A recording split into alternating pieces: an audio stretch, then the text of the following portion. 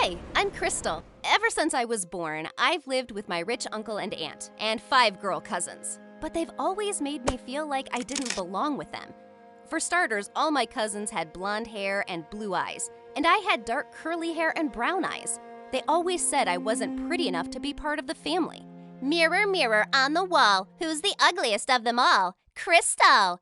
Your eyes are the color of poop, and look at your hair. I wonder how many birds sleep inside that nest. They were the meanest, but I had no one else.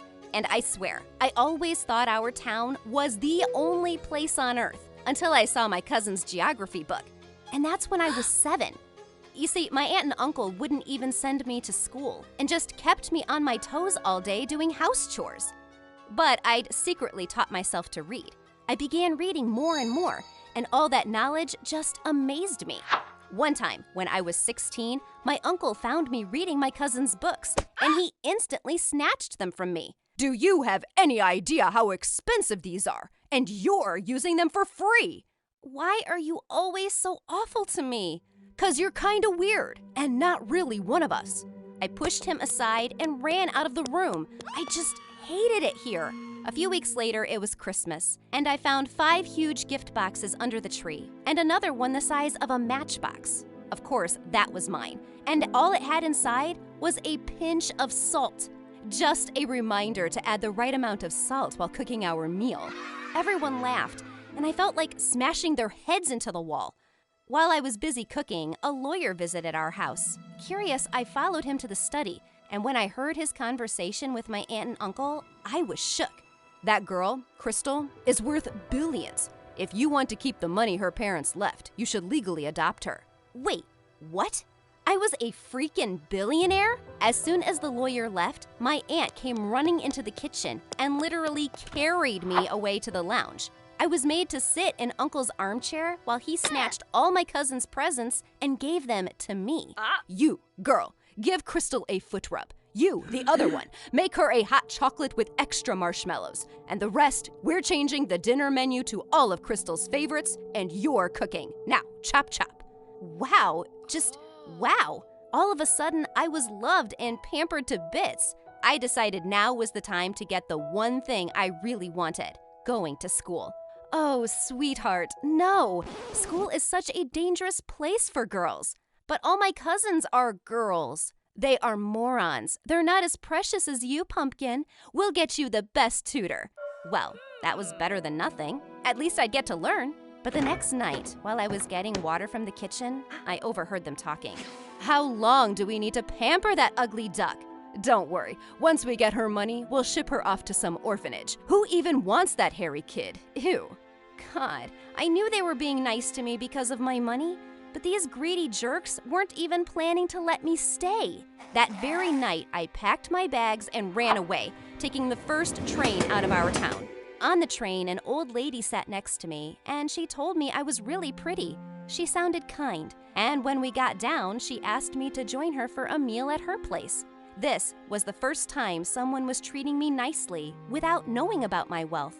When I got to her mansion, it seemed like she was some billionaire herself. I met some girls older than me, and they all looked really happy. Apparently, the kind woman had given jobs to all of them and even let them stay here. I wondered if I could stay too, and to my surprise, she gladly accepted me. Weeks passed by, and all was good, until one day, the lady woke me up rudely at 3 a.m. Dress up and get ready. What? Why? It's not even sunrise yet. What are you, a chicken waiting for sunrise? Be out already, or I'm gonna kick your lazy butt. OMG. Suddenly, the fairy godmother sounded more like a Karen. She pulled me down to the main hall where the other girls had already gathered, and then she started explaining how we'd be breaking into some house to steal stuff soon. Wait a second, she was a professional thief? Oh my God. I couldn't believe I'd been living with a gang of robbers for weeks. I wasn't gonna be a part of this. I slipped away and used the old lady's phone to report her to the police. When they turned up to arrest her and the gang, one of the girls turned to me and said, I always knew you didn't belong with a bunch of thieves. Here, take this, and go see this man. He's a very kind fellow who wants to adopt a daughter. And so I escaped, and made my way to Mr. Hammond's address. And well, this guy seemed richer than old Karen. When a butler led me to him, I explained that I had no family, and some girl gave me his details, and he was overjoyed. Oh my God, yes, I've been waiting to adopt a little girl. I'm so happy to meet you. And Crystal, that's such a beautiful name. Welcome to your new home. And just like that, my life turned around. I was immediately led to a gorgeous room and given a brand new wardrobe. And when I saw the massive library in the house, I flipped. Oh, sir, you don't know how much I love books. All I've ever wanted is to go to school and learn as much as I can. Well, my dear, that can be easily arranged. He made a quick phone call and told me I'd be starting school next week. Was this for real? Even though he seemed lovely, I didn't trust him enough yet to tell him about my parents' money. I knew what that did to people. One morning while I was still asleep, someone scared the heck out of me by jumping onto the bed. I let out a shrill scream, and then I saw a girl a few years older than me. She was screaming too. OMG, who are you and what are you doing in my bed? Dad! Dad? Mr. Hammond came running, and it turned out that the girl was his daughter, Pearl, who was now in university. I just came home to get some stuff. So what, I left and you adopted some ugly weirdo and gave her my room? Don't be rude. And yes, I'm all alone now and I'd like some company. Now say hello to your sister. Sister? Pfft, I don't know which slum you got her from. Just get her out of my room. She stormed off and Mr. Hammond apologized to me. It's okay. I know I'm ugly. My cousins made fun of my hair and eyes all the time. It's nothing new. What are you talking about? Your hair and eyes are lovely. I only see a girl who's beautiful inside and out. But let me take you to a salon today. Those people will work magic with your hair. And they really did.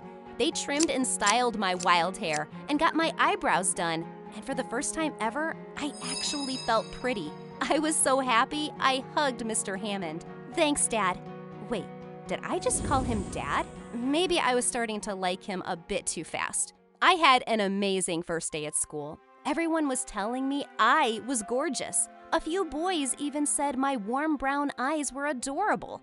All that was great, except when I got home, I found Pearl had moved back in. I decided I'd try to be friends with her, but she was impossible. I tried talking to her at dinner, but she just gave me silent glares. When I asked her to pass me the water, she flung the whole jug at my face. Pearl! What, Dad? She didn't want it on her face? Oops, my bad. One day during the first class, our teacher kept getting annoyed because of some croaking frog sounds. We all looked around and couldn't find any. Just then, a boy put his ear next to my bag and said, "I think it's coming from here." I opened the bag and dropped it immediately. A dozen big frogs jumped out, and there was almost a stampede with everyone screaming and running out. As the teacher fled, she tripped over a chair and fell down really hard. She hurt her arm, and I got a month's detention for my prank. This was all Pearl's doing, of course. I went to her room that day and asked her why she was bent on ruining things for me. Oh, drop this innocent face, Crystal. I know you're just some gold digger, and my dad is your target. Just because he's too soft and foolish to see the bad in people doesn't mean I am too. I'll make sure you don't get a penny of my wealth. She was crazy. All I wanted was a family. Mr. Hammond had a grand pool party planned, and I was so excited. My jaw dropped when I saw the guests arrive. Actors, singers, and other glamorous people. I was dazzled. Everyone was having a great time, but as some of the guests started to leave, we suddenly heard a woman screaming at the butler. "What do you mean you can't find my diamond ring and my husband's watch? I gave that stuff to you for safekeeping before going in the pool." The butler said he'd put all the guests' belongings in Mr. Hammond's study, but they were all gone. Everyone went crazy, and there was nearly a riot. Ladies, gentlemen, please. Something like this has never happened before, and I assure you I won't rest till everyone's belongings are returned. You have my word. As the angry guests went out mumbling and threatening Mr. Hammond, he ordered the servants to strip the house down. Only 10 minutes later, a maid came running with my backpack. She turned it over, and all the rich people's things fell out. Sir, Miss Crystal's bags were packed. It looks like she was planning to leave. I was horrified.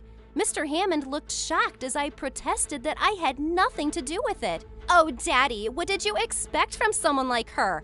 I always knew she'd do something like this. We need to call the police. I walked up to Mr. Hammond and looked him straight in the eye. I know I'm just a stranger and not really your daughter, so you'll choose to believe Pearl's words over mine.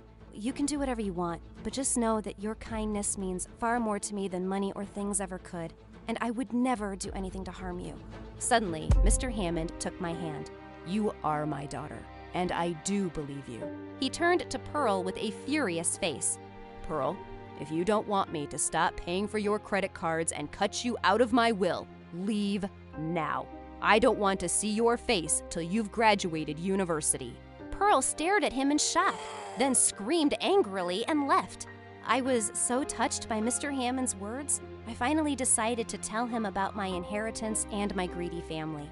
He was shocked, and the next thing I knew, he had legally adopted me, and we went in person to tell my family the news. Their faces were just priceless. I was the owner of my money now, and I had big plans for it.